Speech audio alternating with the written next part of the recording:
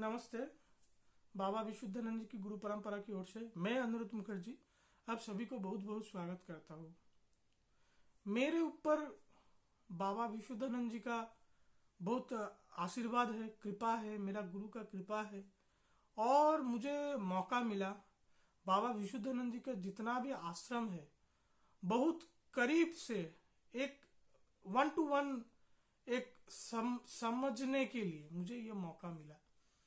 आप ये अपना बंडुल का पंचमुंडी आसन ले लो, या अपना नवमुंडी आसन बनारस का ले लो, या आप कलकत्ता में जो बाबा विशुद्धानंद जी का पूजा का घर था कि उनका शयन कक्ष ले लो, या वर्धमान में फिर बाबा का जो घर है वो सब ले लो, या झलदा में जो पंचमुंडी महासन है उसको ले लो। झलदा में पंचमुंडी महासन का क्या इम्पोर्टेंस है? बाबा विशुद्धानंद जी का जो बड़ा बेटा है दुर्गादास बाबा, वो पिछले जन्म में माधवानंद परमहंस थे जो करीब 600 इयर्स जीवित थे और वहां पे बैठकर वो साधना करते थे। इतना पुराना सिद्ध आसन है। और ज्ञानगंज का ही कोई निर्देश मिला तो वो फिर माधवानंद परमहंस शरीर छोड़ के फिर दुर्गा बाबा होके आए, बाबा विशुद्धानंद जी का बड़ा लड़का। और कुछ साल साधना करने से फिर पिछला जन्म का सब कुछ उनका खुल गया और फिर वो लौट गए अपने जो पूर्व जन्म का जो साधना का स्थल है झलदा, वहां पे वो लौट गए। उनको सब लोग बाबू बाबू कहते हैं। तो बाबू को क्या था, झलदा काफी पसंद था। वो झलदा कई बार साल में वो जाते थे। बाबा विशुद्धानंद जी गए हैं, कम गए हैं, पर बाबू के लिए वो फेवरेट जगह था।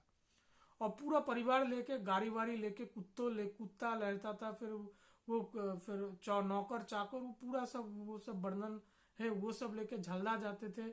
काफी टाइम झलदा में वो बिताते थे। उनका झलदा बहुत पसंद देता था।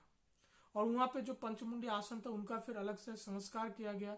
और जो राजा उद्धव सिंह जो बाबा विशुद्धानंद जी का डिसाइपल झलदा का, तो वो राजा गुरु को पूरा आश्रम वो डोनेट किया पूरा करके। और वो उद्धव सिंह राय बाबू का भी काफी अच्छा दोस्त था, दोनों अच्छे दोस्त थे। तो वैसे ही ये पंचमुंडी आसन काफी 100 इयर्स पुराना सिद्ध आसन है, जहां पे आप समझ लीजिए कोई ज्ञानगंज का परमहंस बैठ के उधर सिद्ध हुए, साधना खत्म किए, और पता नहीं कौन कौन कौन वहां पे क्या सूक्ष्म शरीर में क्या कुछ काम कर रहा है। तो ये हेरिटेज है वो अपना झलदा का वो आश्रम का। तो समस्या क्या है, वो आसन का हर कोई डरता है। अभी मुझे पता नहीं है, मुझे तो क्या है 2018 को मुझे मौका मिला वो आसन में एकदम वन टू वन मीट करने के लिए। अभी ये मौका आपको नहीं मिलेगा क्योंकि अभी क्या है आश्रम को स्कूल बन गया, एक साइड में अच्छा सा लोहा का गेट बैठ गया।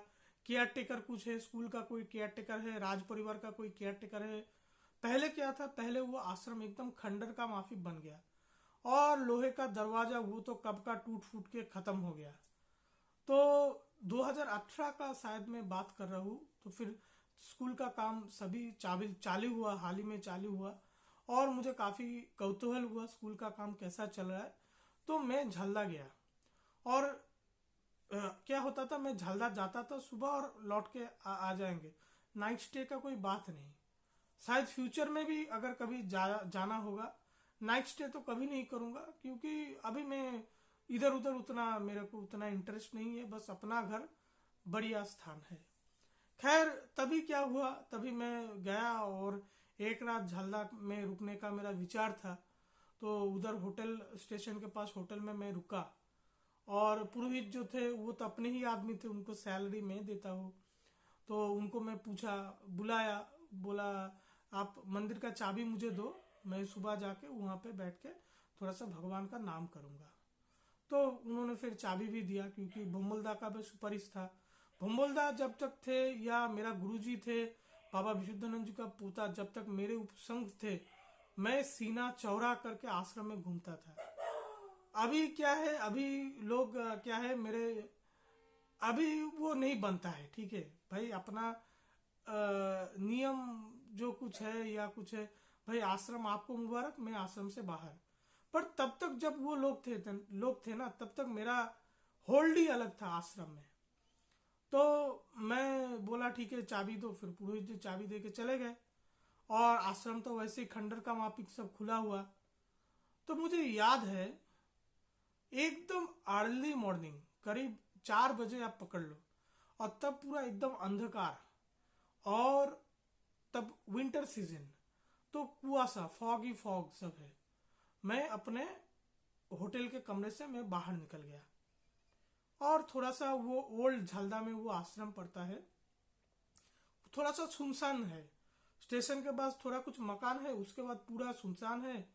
और आश्रम फिर वहां पे है, और आश्रम के पीछे से ही जंगल होके फिर पहाड़ चालू हो जाता है, छोटा छोटा टीला का माफिक वो सब है। मैं जा रहा हूँ, मैं पैदल ही निकल गया, और फिर मैं सीधा जाके एकदम पंचमुंडी आसन में जो है वहां पे मैं दरवाजा खोल के मैं आसन में अंदर गया।